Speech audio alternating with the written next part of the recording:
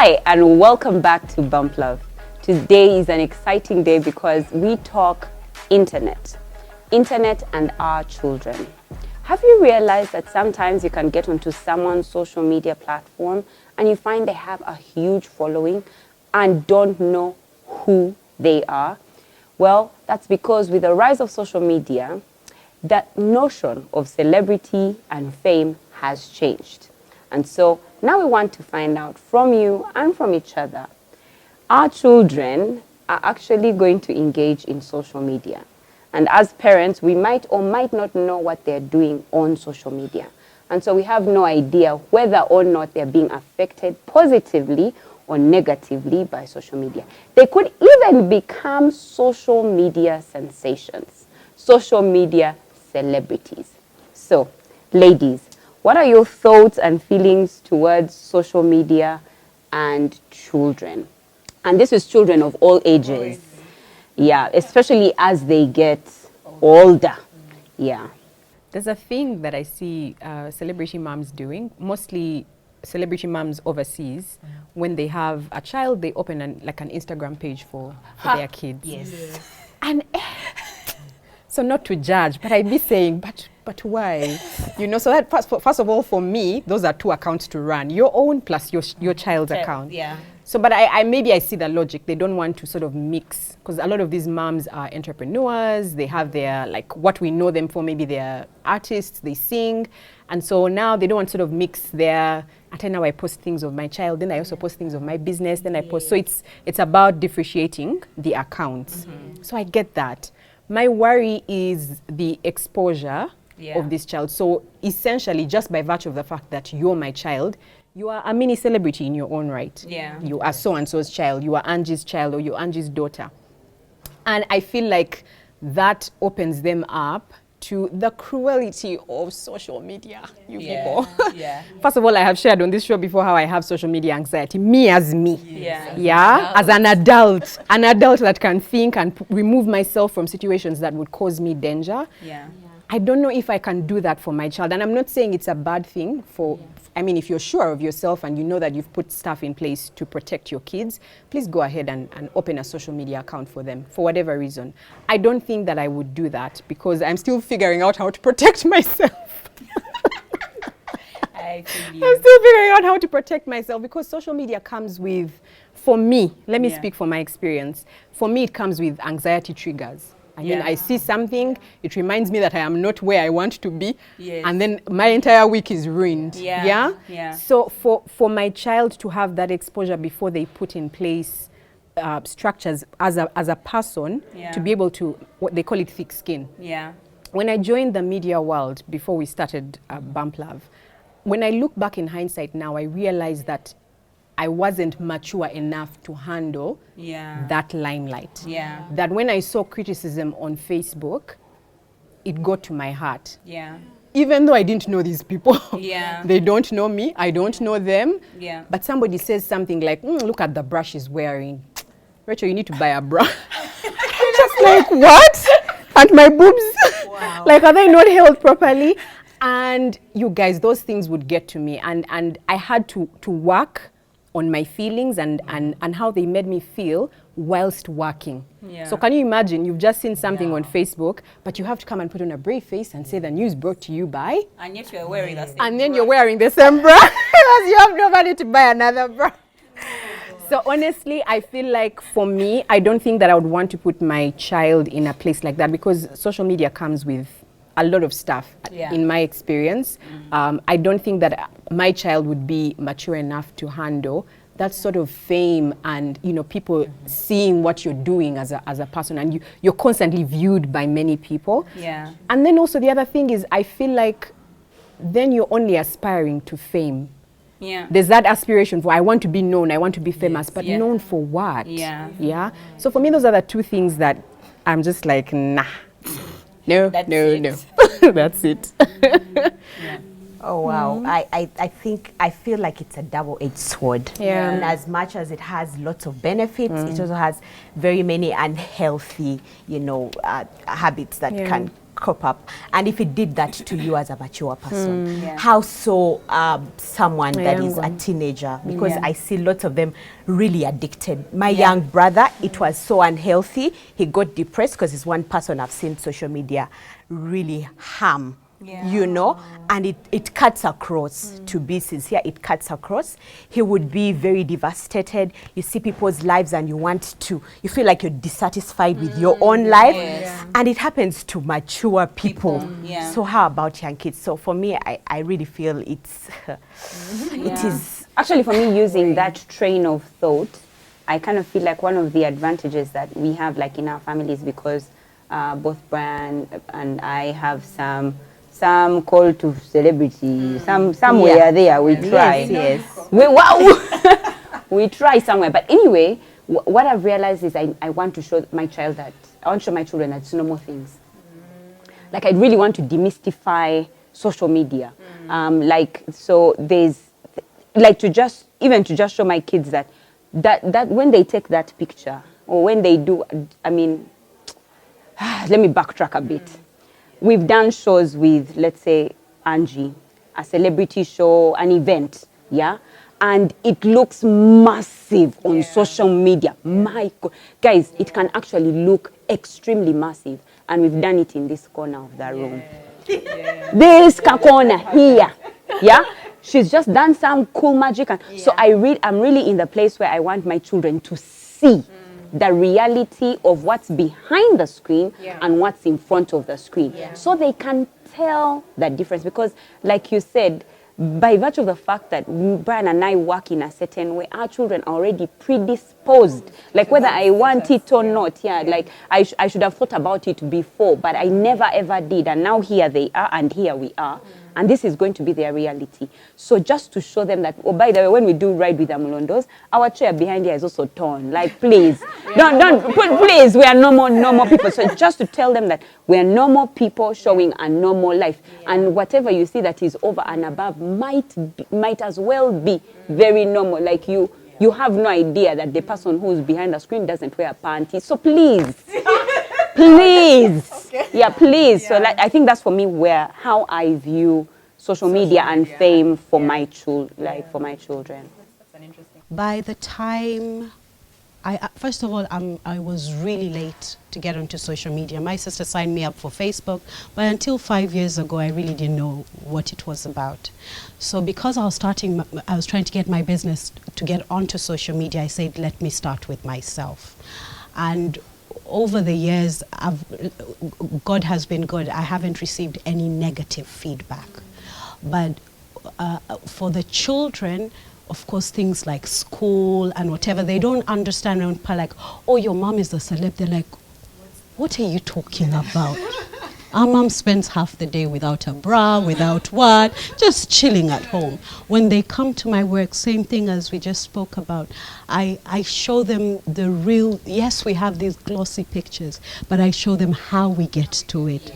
Then Muluganda, I'm one of those people, negomba nyo, to learn to be better, but segomba, to be like somebody else. Maybe because I got married young, I realized that what you see and what happens sometimes, and you know, so from a young age I understood that. Then we come from this family whereby we don't have many secrets. Your larger family or your large nuclear, all of them. So meaning when I post on social media, I'm not flossing. Yes. I'm saying it like the way you said, this capless is torn or whatever.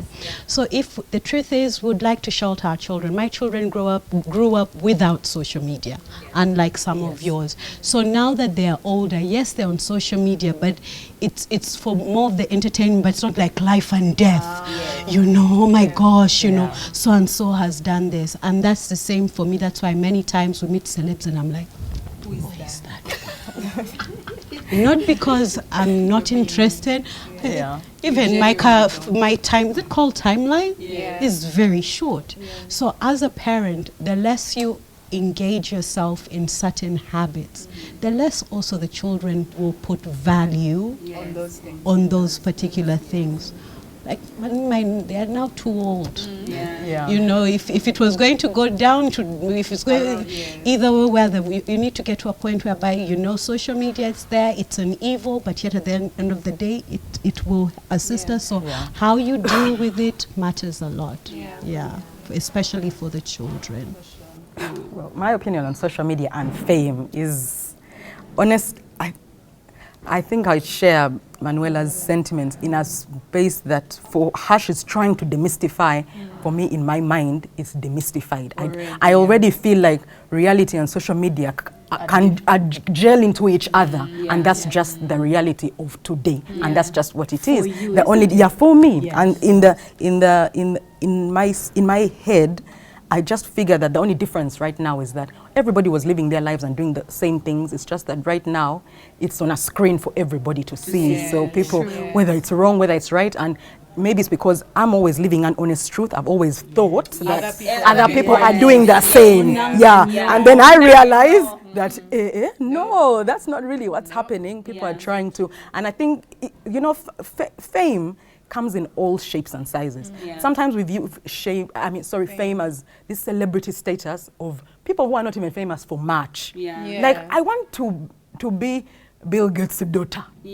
That's how I want to be famous. Like, my dad is CEO of Microsoft, of Windows, of Apple. What did my dad do? Yes. But if you're there and then my father, my mother is a celebrity, what did they do? Like, what are they impacting? What are they doing? Like, who are they? Like, that's what I don't understand. Like, I'm like, if you're going to aspire, because you're saying that then it's like, oh, you're aspiring to be famous. No. Aspire to pick the positive of what they are offering to the world, which is what? Shaking your boobs and just being there. Being naked. I'm sorry. So that for me, I feel like it's a whole gel. It's reality gelled in a social virtual life. And if you're being honest, great. If you're not, then It will catch up with you. it will catch up with you. catch up with It does eventually catch up with you if you're not being honest about it. And that's where those problems of depression come from. Because you're trying to live a life that's not really yours. And then when people speak to you about, you don't know how to defend your fake life. You cannot Then before you know it, you're getting into debt. You're buying the Mercedes that you can't afford, but then while you're buying the Mercedes, you're calling somebody. You've not paid for the dress you bought, or that you wore to this event. You've not. You understand what I mean? Before you know it, you're in hiding. Before you know it, you've escaped the country.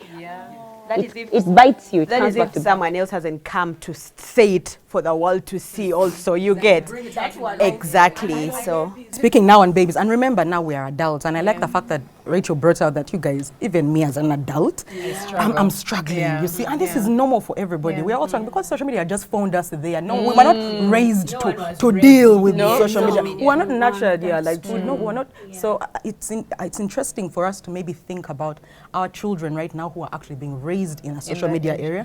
Like, what challenges, because immaturity maybe, but really I think it's because this social media thing was thrown at us, while we're already older. So right now, what challenges do you think they'll face, given that this is the life they know? My worry with social media has always been that self-isolation of children. Like, already we're giving birth to 1, 2. Then they are on screen. Then they're not interacting with other real kids. activity. I mean, that has always been my You want them to I go want them to out go out and do something and make play like real we're playing friends. and make real friends. So that relationship thing, actually, maybe just to piggyback on you, I think for me, one of the things that I realize now as an adult that is very important is having friends, and good friends. And it's difficult. You can sustain those friendships on social media, but it's difficult to make a real friend and sustain it on social media. So there's got to be in-person, interactions, go out and meet people, go out for coffee, lunch, whatever, go golfing if that's your thing, or go and play football, like Teja. So for me, I worry that as they grow older, they may not be able to make real steady relationships. That for me is a big deal, because when you grow older, you guys, it's important to have people that you call friends, people that you can call on and say, I'm struggling, can you help me with something?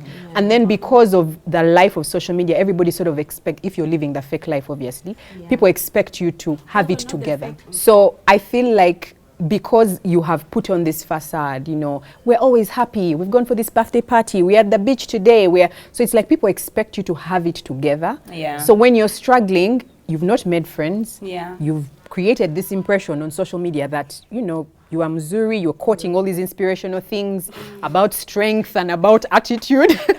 Self-love. Self-love. It's going to be difficult for you to reach out for help, but also people might sort of be like, But you got it. Yeah, like you're strong, you've got this. I worry about that. I really, really do. As a mother to grown adult children, I think it starts with us. Yeah. Absolutely. If your children see that every second you're on the phone looking for likes, looking for this, that is what they will equate social media with. Same thing like when we got onto Bump Love. If you know that you're the type of person who wants to tell your truth, sometimes it's best to avoid social media. I don't know if that makes sense. So also your children learn that social media is there, but it's like, for example, if your dad is shooting shots in the morning, most likely 10 years down the road, it will do the same. So for parents out there, if you show your child that social media is the beginning and end of who you are, then that's what they will know. that is exactly what they'll pick up on. That's where you hear a child thinking, like now, exactly as Pumla said, if you spoke to my children recently, they're like, hey, Mom, I think you're a celeb. I'm like, why? And they're like, you even know Renzi. I'm like, but that's my baby. Your friend, But in their mind, they're like, Mama is not at that level. She comes home, removes her bra and walks around in a chile. So, but if you tell your children that even at home you're busy taking angled pictures and organizing them, they grow up seeing that, and that's exactly what they end up doing. Yeah. Interesting. I think for me, my greatest fear is the fake life. Like what I feel is going to be their greatest challenge is the fake life. And I also recognize that people are starting to call these things out. Like I've gone on some Instagram pages. There's a particular Instagram page, if I can remember, I'll even share. It's a woman who shows you every picture that influencers make, like with a skinny, tight waist and all of that stuff. And she shows you her real self. Like she says, this is not a before and this is not an after. Like this is the same one person. It's just lights, it's angles, it's types of camera, and it's filter. And that happens even, like I know many people call me and say, oh my gosh, where do you do your skin from? I'm like, no, on the phone. There's something like filter, like it cleans you up, like mascara. Like I get that I have a good skin and I'm working on it and everything. But the one that you're referring to, no, that one is filter. If you go on your phone, Instagram, flip like this, you'll find that filter. So I recognize that people are starting to call the fake out. And also now even some influencers are starting to also be able to say it out loud, like, oh, by the way, this one was, I used this filter. Actually, I used good lighting. These were the behind the scenes. The light, it was starting to rain, so all my stretch marks could be seen. So we needed to find a shadow where, like, so there's certain truth trying to come out of it. But my greatest fear has always been that their greatest challenge is going to be fakeness, like. That fake, because I've worked in the media industry for long and I have watched celebrities and I'm thinking to myself, honey, you didn't pay for that dress. Like, why are you posing on the red carpet? Why? Why? You've left a person upset and like you've left like a trail of sad people, sad homes. People can't be fed because you went to the tailor, said you would pay, and then never went back again. You know what I mean? So there's a level of destruction you've left behind, and you've come and smiled for the camera. Like that's for you to be inspired by exactly what? Like that is not inspiration at all. So for me, that fakeness has always been. I keep telling people things haven't changed. We are just dressing them up in a different way. You see, that fakeness is the thing that made marriage survive all the last 50 years. When the guests come, you aren't yourself with your tooth and you know. Yes, I think we just have to accept that, yes, there are some lies, but ensure that we raise our children to understand that this is a lie, and it's a necessary lie, because the truth is, if you went onto social media and whinged from morning to thingy, thank you. You can wrap up. I think my fear would be the addiction that comes first with just having the phone, and then you add all this social media. They are running 5 accounts, they have Instagram, they have to TikTok. get to everything that is coming on the way, and it disrupts the basics, like what we need to concentrate on, things that add value. People have forgotten about family values. I mean, kids are basically on the phone from morning to evening. But Rosette, who gives these children these phones? The parents. But are they there with them? The reality is the addiction that comes now. They are saying they are going to study. Yes. They'll buy the phones. Who of your children don't have That's what I'm saying, because like now at my house, before you're 15, 14, Asante started at 12. But why do you have a phone? No, us, we are even. But now- we're talking age 18. When Now- they can even exactly. When yours reach age 18, we shall ring the bell, but most likely around 12. But you know, picking Angie, up, you know, there's things like mature that. people, civil mothers that are addicted to phones. Yes. How about children? You get. People forget. Parents are the ones who give them the phone. But they are going to still, what will she's still saying get is they're the still phones. going to get the phones, and all of us who just fell in social media, we get addicted. How about them who live How about who have them? grown up with it, and then they'll have have the money Exactly. to buy Which goes themselves a back to phone. what Angie said. Now, But when Angie, they're still especially in young- this period, kids have been told to have phones, to have internet, to get Or for for school. I understand Immediately that, they are but done. They are before going to be that- drifted away. Even before that, I'm thinking, even if you're at campus, you're not done with your education, you're not done with studies, and it's drifting you away from what you need to concentrate on. You know, instead of going for lectures, you're going to just be, looking out for which post, wanting to post and stuff like that. So the truth is, Anyway, there's lots of addiction, and it leads to depression. It leads to all these things that come with having a phone. Yeah, and while we're discussing the challenges, I mean, we are parents, and we're speaking Yes. to fellow parents. So what can we do? Like, how do we ensure that we raise our children to avoid A, B, C, D, E that we've spoken about here? Like, how do you raise your child in this era of social media? I think I had not thought that far. Let me be honest, because those people take one day at a time. Parenting is already exhausting. Like I can't be thinking about social media. But I have actually learned a lot on this show. For one, I'm going to delay having a personal phone. Yes. I think I'm going to try and stretch it at least up until 15. Yes. God being my guide. You wishing me luck. That's my desire. It's difficult, but I'm going to stretch it. And then also too, I do spend quite a bit of time, like when we are home, and like I'm idle, I'm not maybe cooking or whatever. Sometimes I'll find myself like scrolling all that. There are times when Micah will be saying something to me and will be like this. Oh my gosh, I want to say something about that. I'm so sorry to I'm No so sorry worries. to stop you. No worries. That's also another fear that I have. I feel like, so one of the, before our fear was that, oh, we are rejecting our children. They see us on social media. They miss us. I'm seeing it differently. Kids are real jazzing with you as you're on your phone. They real talk. They're like, yes, you're there like this. And they're continuing their jazz. I'm like, wait, they're not caring that I'm on the phone. So there's that human interaction is going to just quickly like just fade. Sorry, so now when you're saying that and you're like, we are there busy, by the way, they're jazzing their story. Yeah, you hear me. Yeah. Then this happened, then this happened. Because our fear used to be that they are going to keep quiet and not be involved. And they're like, my mama, they're like, these ones, we have to compete. No, that's a child. And I'm also a child, and we are all talking, all of us, that we are in a conversation, me, mommy, and the phone. Yeah, let's talk.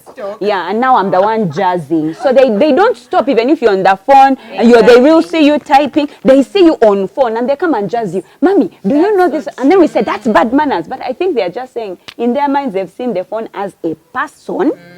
You as a person and them as a person, and we are three people in this conversation. So that's one It's an of interesting observation. yeah. But continue. No, so yes, I do want to delay and then try and spend less time on, as in be deliberate about saying, okay, now I need to put away my phone, which I'm trying to do. And then the third thing is what you and Pumla said about demystifying social media and showing them that there's a difference sometimes between real life and what people post on social media, but also that a lot of this stuff is staged. Yes. So we are here, we look like we are in a massive room, but not quite. We are just in a small corner. Yeah. So just like demystifying that and allowing him to see that it's not necessarily what it looks like. Yeah. And that you can speak your truth and that can be your MO consistently. Yeah. Because that's all that matters. Yeah. For me, I think that talking to children, like Manuela always emphasizes, talk to them, have conversations with them.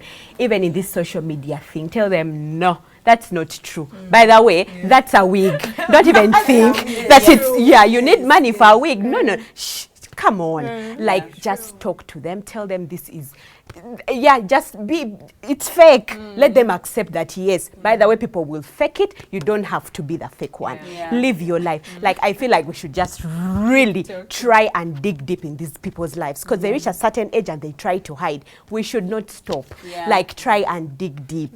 Like, you've had those, you've heard of kids getting depressed and they're hiding in their bedrooms. Most of the parents say they start to hide in their bedrooms. They're on their phones. And we're also just keeping away and thinking, it's just on the phone. But you do not know what is happening, you know? So I think it's really important. Ask them why. Why are you on the phone all the time? What is engaging you? Why don't you want to eat? There are people who get depressed to a level that they wouldn't even want to eat with you. So I think for us, we should just talk, like really have that conversation with the kids. I like that you mentioned that, because there's a worry that, you know, okay, so we run, as parents, we're our extremes. So there's Rachel. Rachel is anxious about things, and yet I've always been like, you know, kind of herd immunity. You learn from there. I don't know how to protect. I don't know how to keep you in a bubble, and yet I know there is reality out there, and one day you're going to get out and see it, and then you haven't been given some immunity until now everything comes at a go. So I gave my son a phone at 11. He's 11 now, so this about like 6, 7, 8 months he's had his own phone.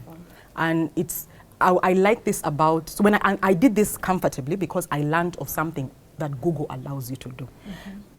So initially what it used to be was like I synced everything. He would go through my Google account. So I knew everything he was doing. The problem with that is that there are no limits. You're like an adult yourself. And then I was taught something about Family Link. Actually, I chanced upon it. Where I knew he had to do online classes, and I know that he's going to go maybe on WhatsApp, on things. So for me, in my head, it has always been age appropriate. Whatever is not, I remove. So we started at 3+. So Google has a Family Link where I can see my son. His activity is mirrored on my phone.